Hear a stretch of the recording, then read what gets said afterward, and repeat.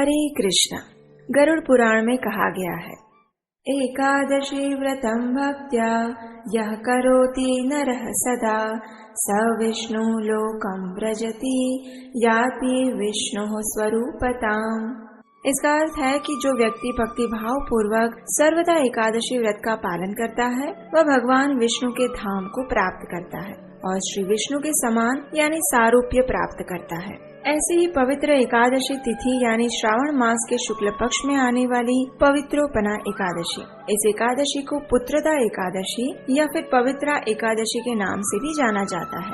तो चलिए आज हम इस परम पवित्र पवित्रोपना एकादशी तिथि की पौराणिक व्रत कथा का श्रवण करते हैं। एक समय पांडवों में ज्येष्ठ युधिष्ठिर महाराज ने परम भगवान श्री कृष्ण से पूछा, हे मधुसूदन, श्रावण मास के शुक्ल पक्ष में कौन सी एकादशी तिथि आती है और उसका महात्म्य क्या है? कृपया इसका विस्तार पूर्वक वर्णन करें।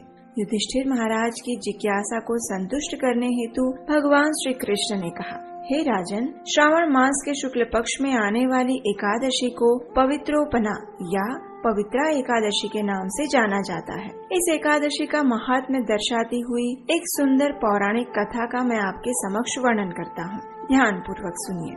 समय था द्वापर युग का प्रारंभ और स्थान था माहिष्मतीपुरी।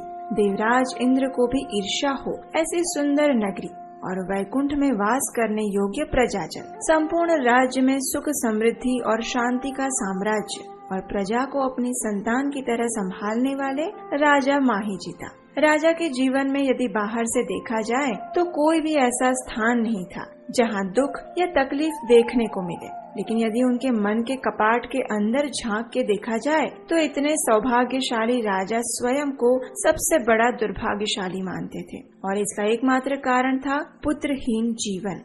जी हाँ, निसंतान होने का दुख केवल वही समझ सकता है जो उस पीड़ा से गुजर रहा हो। चारों ओर फैली हुई कीर्ति पताका के बीच में राजा के मन का एक कोना इसी कारण से सदैव शोक संतप्त रहता था। और क्यों न हो, बहते हुए समय के साथ उम्र अपना कार्य कर रही थी और उनके बाद इस महान राज्य की धुरा संभालने वाला राजकुल दीपक अभी प्रज्वलित नहीं हुआ था। आखिर एक दिन उन्होंने अपने राज दरबार में सभी विद्वान ब्राह्मणों और मंत्रियों को आमंत्रित किया। उनको संबोधन करते हुए राजा ने कहा, हे विद्वान जनों, मैंने अपने वर्तमान जन्म में कभी कोई अधर्म का आचरण नहीं किया। मेरे राजकोष में नैतिक लक्ष्मी का वास है। न मैंने कभी ब्राह्मणों और देवताओं को अर्पित संपत्ति हड़पने का प्रयास किया और न ही अनैतिक रूप से अपनी प्रजा का शोषण किया है। फिर ऐसा क्या कारण है जो आज भी मेरा घर निसंतान है? कृपया मुझे इसका कोई समाधान बताइए।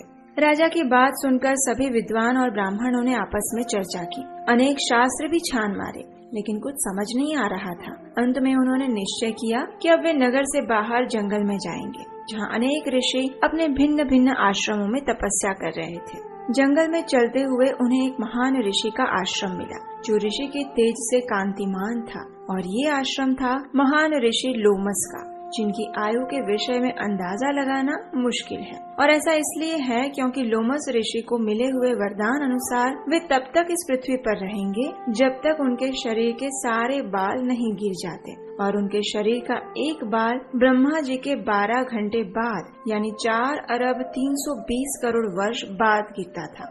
और आश्चर्य की बात ये है कि लोमस ऋषि के शरीर पर अत्यधिक मात्रा में केश राशि विद्यमान थी। इस तथ्य से हम समझ सकते हैं कि लोमस ऋषि इतने वर्षों से तपस्या करने के कारण कितने तेजस्वी और त्रिकालज्ञ बन चुके होंगे। ऋषि को देखकर राजा की विद्वान जनों की मंडली ने उन्हें प्रणाम किया। ऋषि लोमस ने उन्हें आशीर्वाद देते हुए उनके आगमन का कारण पूछा, तो इसके उत्तर में विद्वान जनों ने राजा की व्यथा की गुत्थी को ऋषि लोमस के समक्ष रख दिया। उनकी बात सुनकर ऋषिवर कुछ समय मौन हो गए। ध्यान में समाधिस्थ होकर उन्होंने कुछ मंथन किया और शायद कुछ देखा भी, और फिर कुछ समय बाद आंखें खोली। ऋषि ने कहा, आपके राजा अत्यंत धर्मपरायण हैं, लेकिन पूर्व जन्म में किया गया एक अपराध उन्हें इस जन्म में ये पीड़ा दे रहा है। ऋषि के वचन सुनकर विद्वान जनों ने जिज्ञासावश पूछा, हे ऋषिवर, ऐसा क्या अपराध किया था राजा ने?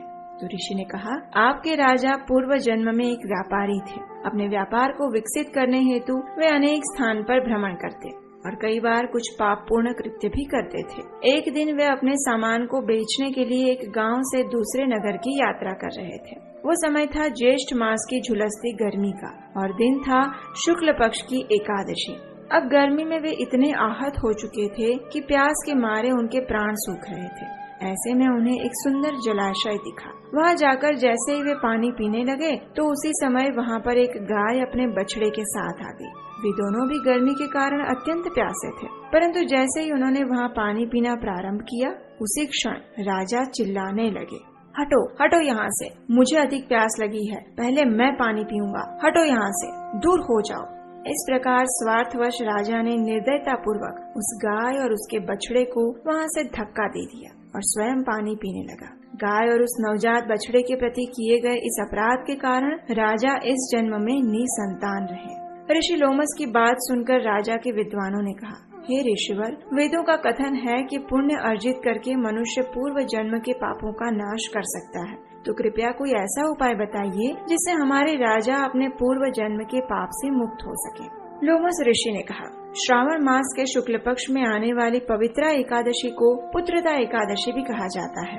राजा सहित आप सब भी इस एकादशी का निष्ठा और नियम पूर्वक पालन करिए और द्वादशी के दिन इससे जो भी पुण्य फल प्राप्त हो उसे अपने राजा को समर्पित कर दीजिए। इस प्रकार राजा अपने अपराध से मुक्त हो जाएंगे और उन्हें संतान प्राप्ति अवश्य होगी। ऋषि की बात सुनकर सभी विद्वान जन अत्यंत प्रसन्न हो गए। वे वापस अपने राज्य में लौट आए और राजा को भी ये शुभ समाचार कह सुनाया। श्रावण मास के शुक्ल पक्ष में जब पवित्रा एकादशी आई तो राजा ने अपने परिवार और समस्त प्रजा सहित इस एकादशी का अत्यंत श्रद्धा पूर्वक पालन किया और उसके पुण्य फल स्वरूप उन्हें एक सुंदर और स्वस्थ राजकुमार की प्राप्ति हुई। कथा का समापन करते हुए भगवान श्री कृष्ण ने कहा, हे युधिष्ठिर महाराज, जो भी इस एकादशी व्रत का पालन करता है, उसकी कथा का श्रवण या पठन करता है, उसे पुत्र प्राप्ति होती है और उसके समस्त पाप नष्ट हो जाते हैं। इतना ही नहीं, इस कथा का श्रवण मात्र करने से भी व्यक्ति को अश्वमेध यज्ञ का फल प्राप्त होता है। तो इसलिए पवित्र एकादशी का महिमा मंडन करती हुई इस कथा को उन सभी लोगों तक पहुंचाइए जिन्होंने अभी तक इसे नहीं सुना है और जो आपके व्हाट्सएप ग्रुप में हैं, उन सभी को अभी शेयर कर दीजिए। और आप तो जानते ही हैं कि हम आपके लिए वैदिक प्रमाणभूत कथाओं की सरिता को आपके लिए सदैव प्रस्तुत करते रहने का प्रयास करते हैं। तो अगर आप हमारे एक भी वीडियो को मिस नहीं करना चाहते तो अभी जाइए नीचे और सब्सक्राइब करिए आपके अपने इस चैनल उपदेशाष्टकम को। वैदिक संस्कृति के प्रचार के इस अभियान में अगर आप हमारी सहायता करना चाहते हैं तो स्क्रीन पर दिए गए नंबर पर अपना आर्थिक योगदान भेज सकते हैं। तो चलिए श्रावण मास के शुक्ल पक्ष में आने वाली इस परम पवित्र पवित्रोपना एकादशी का श्रद्धा और नियम पूर्वक पालन करते हैं और परम भगवान श्री कृष्ण के चरण कमलों में स्वयं की चेतना को समर्पित करते हैं। हरे कृष्णा।